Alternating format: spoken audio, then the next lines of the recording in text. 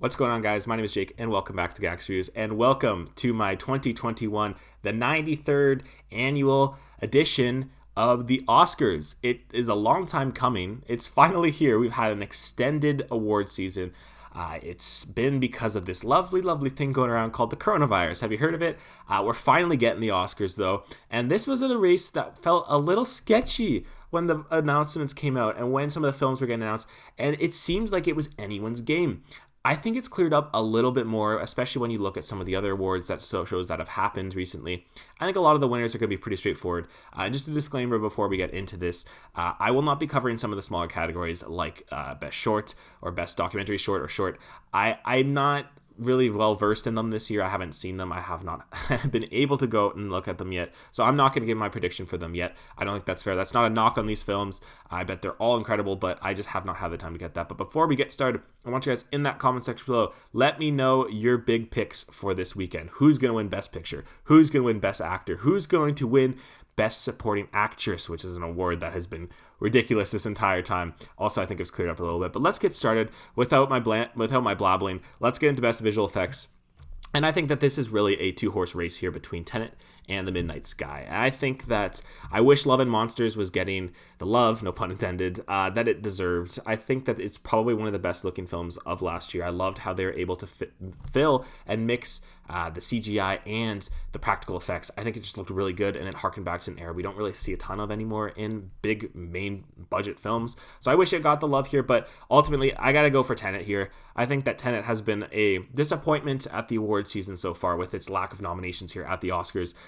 Supposedly there's this massive screen issue which hindered a lot of it. I think it got snubbed for Best Score. And it's one of my favorite films of last year, so I have to be a little biased, and I have to give Tenet something, and this is going to be Tenet's one and only award of the night. Next up, we got his Best Sound.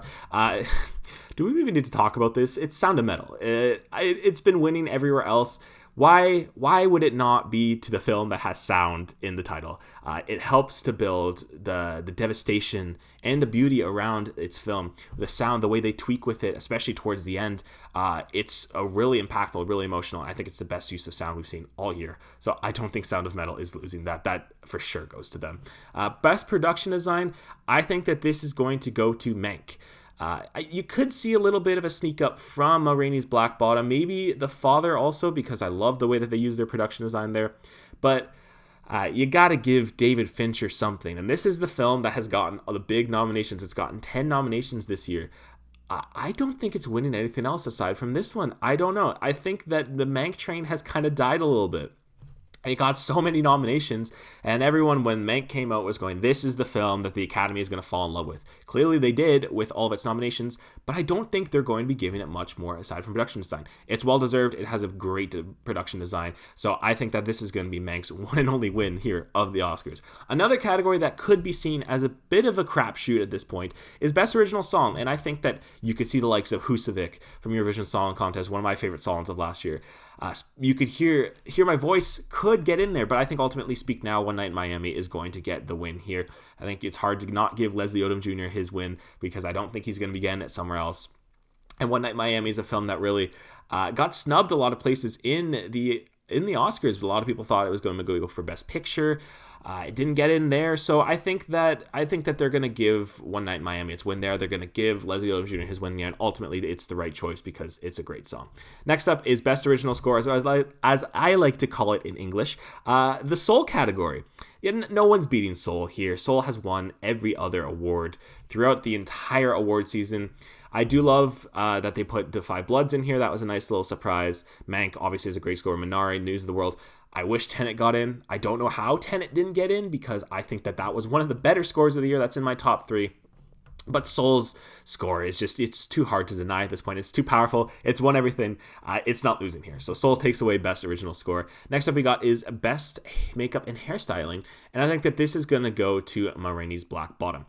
Another film, kind of like One Night in Miami, that didn't get the big love that everyone was expecting it to. It didn't get Best Picture, which is a huge shock that it didn't get here. So I think that Ma Rainey's Black Bottom takes the win here. Emma, you could see come in here, maybe take a little surprise, a little upset here, but I think that this, especially when you look at the makeup on Viola Davis and just how it worked towards the tone of that film, I don't think they're snubbing it here. I think that Ma Rainey's Black Bottom's getting the win.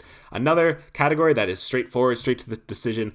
Another round is taking Best International Feature Film. I don't think it's even close at this point. I don't think another film has won throughout the entire award season. And I think it's the right choice here. I liked the other round a lot. I think Thomas Vinterberg did such a great job with his thematical elements in that film, and I think it's not losing here. And this is where it starts to get a little bit interesting here. Best Film Editing is a category that's kind of shifted around a lot. People were saying at the beginning that it's going to go to Nomadland or The Trial of Chicago 7 for its quick, snappy editing. And then you see film like Sound of Metal, which is coming and taking some awards. But then you also have The Father, which is also one of the best edited films of the year, and the way that they're able to play with Anthony Hopkins' character and his deteriorating state. Ultimately, I'm going to go with Sound of Metal. I think it has the stronger case at this point. I think it's got the stronger awards in behind it, and I think it has the most momentum getting into the Oscars. Well, you could see an upset here. This is the one category that I would not be surprised if there is a film like Nomadland or The Father or The Trial of Chicago 7 that really comes in there, takes that award under the Sound of Metal. But I think Sound of Metal, especially because the Oscars like to go with that more obvious editing. You look at a film like Bohemian Rhapsody, which was cut, and they gave it to them there. Where Sound of Metal is not really like that. It's more quiet. So that I think that with its racked awards throughout the season, that's why I think Sound of Metal is going to get it here. But like I said, don't be surprised if another film takes it. Best Costume Design, easy. Another win for Ma Rainey's Black Bottom. The costumes are great. They paired well with the makeup and hairstyling. I'm not going to spend too much time on that. Ma Rainey's getting that one. Best Cinematography, another award that has kind of been straightforward throughout the entire award season. And this is going to be the start of the places that are going to go where you expect it to go. So I think Nomadland is going to take the win here. It is a gorgeous looking film. It's one of the best looking films of the year. The cinematography is incredible. I wish that a film like Mank had a really good cinematography. The Trial of Chicago 7 is the one that I think is a little weird in here. I didn't think that it needed to get in there. I think that there's a lot of other films that had cinematography over The Trial of Chicago 7, but ultimately, Nomadland is not losing this award. That's going to Nomadland. Best Animated Feature, another win for Soul. Soul, yeah, what do I have to say at this point? Soul has won everything that is Best Original Score and Best Animated Feature. I don't think anything is beating it at this point. If it was, it would be Wolfwalkers. I don't think Wolfwalkers will do that. I don't think they're going to snub Soul at this rate. Soul is going to win this one. Best Supporting Actress. This has been the category that has been so fascinating to watch throughout the entire Oscar season because it's at the start was going people like you had Maria Bakalova winning, and then you had Glenn Close winning, and then you had Olivia Colman, and then it started to clear up a little bit more with my winner is Yoo Jung-yoon. I think Minari's got to get something here. There's no way that they'd nominate them for that much and don't give Minari something, and I think that she, in my opinion, is far and away my favorite performance of the year. And before she started to get a bit more momentum behind her side, I was going to go with Maria Bakalova, who I think is incredible in Borat's subsequent movie film. And I wouldn't be surprised if they pulled the trigger on that. Or maybe Glenn Close. I don't think Glenn Close has enough for her to win, but I think Yoo Jung-yoon is going to take the Oscar here. Now, the category that has kind of flipped into being a bit of a crazy show is Best Actress. I think this is the biggest race out of the entire Oscars. I think it's the most fascinating to look at because really it's a 4-horse race. Sorry, Vanessa Kirby, you're not getting the award here, which is a shame. She's really good in the movie, but it's between Viola Davis, Andrea Day, Frances McDormand, and Carey Mulligan. And a lot of people thought Frances McDormand was going to win it towards the beginning of the Oscar season. She hasn't really had the momentum. That's like a lot of people think so. So I think she's the least likely to win out of the 4 here. Next up, it's hard because these are all winners that have been winning awards. All of them. All 3 of them. I'm kind of inclined to say Viola Davis here. That takes the win away for Best Actress. But I'm not going to. And I'm going to take my heart here. And I hope to God Carey Mulligan gets the win for Promising Young Woman. I think that she is so good in this movie. And I think that she has had enough momentum towards the end here to carry that through to the Best Actress at the Oscars. If there's one person who's going to upset her, it's going to be Viola Davis. I will not be surprised if Viola Davis takes the award.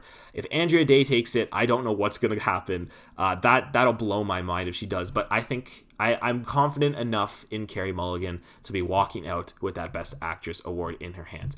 Best Supporting Actor, this is no question in my mind. This is going to Daniel Kaluuya. He has been the powerhouse performance of the Oscars. He's won everything. He's not losing here. Paul Raki's a little interesting. Maybe he could get in there. I don't think so. Lakeith Stanfield's the one question mark that we have here because we all thought he was campaigning for Best Actor.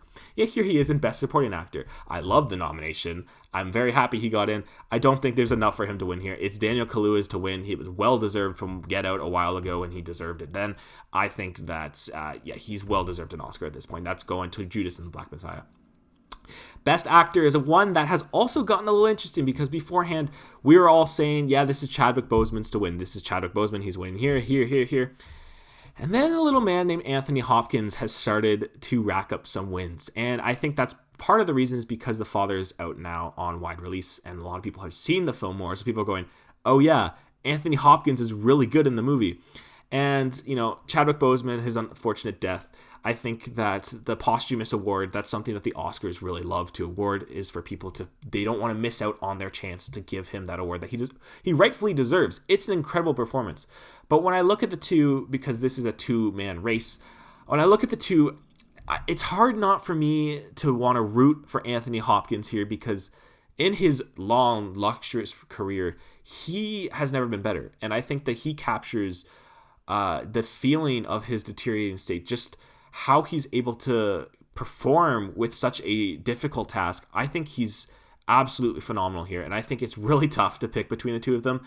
Ultimately, I am going to go with Chadwick Boseman. I don't think the Oscars are going to pass up their opportunity to give this man a rightful award, but I wouldn't be shocked if Anthony Hopkins wins it. It's a 50-50 between the two, honestly.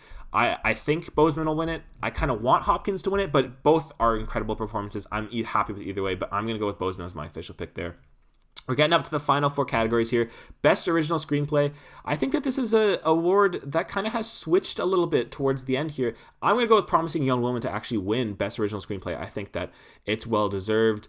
I think that Emerald Fennell has just done such a great job with the film. And I think that punch of Best Actress and Best Original Screenplay is going to do wonders for her career. And I think that it's a phenomenal movie, and I think that it deserves Best Original Screenplay. I'm starting to ramble a little bit here. I gotta get through these. Best Adapted Screenplay, another award that is a basic two-horse race between Nomadland and The Father. I am gonna go with The Father here.